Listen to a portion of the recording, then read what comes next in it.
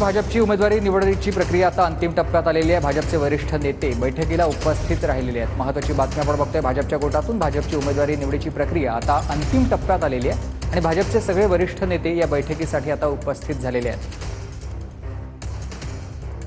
देवेंद्र फडणवीसांच्या उपस्थितीत या बैठकीला आपण बघतोय सुरुवात झाली आहे। भाजपची उमेदवारी निवडीची ही प्रक्रिया आता अंतिम टप्प्यात आलेली आहे। लवकरच काही उमेदवारांची देखील घोषणा केली जाणार आहे। त्या संदर्भातली ही महत्त्वाची सध्या बैठक सुरू आहे आणि या बैठकीला वरिष्ठ नेते उपस्थित राहिले। या सगळ्या संदर्भात अधिक माहिती देते आहेत माझे सहकारी विनायक दावरुंग आपल्याला। विनायक,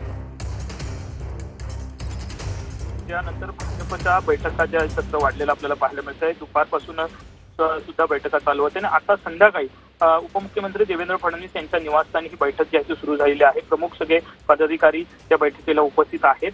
भाजपच्या उमेदवारीची निवड प्रक्रिया अंतिम टप्प्यात जी आहे ती आलेली आहे आणि त्यावरती कुठेतरी शिक्कामोर्तब करण्यासाठी ही बैठक जी आहे त्या सध्या सुरू झालेली आपल्याला पाहायला मिळते। प्रभारी भूपेंद्र यादव, वैष्णव, त्याचप्रमाणे बावनकुळे, पंकज मुंडे, रावसाहेब दानवे हे सगळेच जे आहे ते प्रमुख सगळे नेते उपस्थित असले पाहायला मिळतात आणि कुठेतरी शिक्कामोर्तब करण्याचा प्रयत्न उमेदवारीवरचा आजच्या बैठकीत होईल आणि आजच्या विजयानंतर पुन्हा एकदा ताकदीनं कामाला लागण्यासाठी भाजप कार्यकर्त्यांमध्ये संदेश देण्याचा प्रयत्न सुद्धा या बैठकीतून केला जाईल।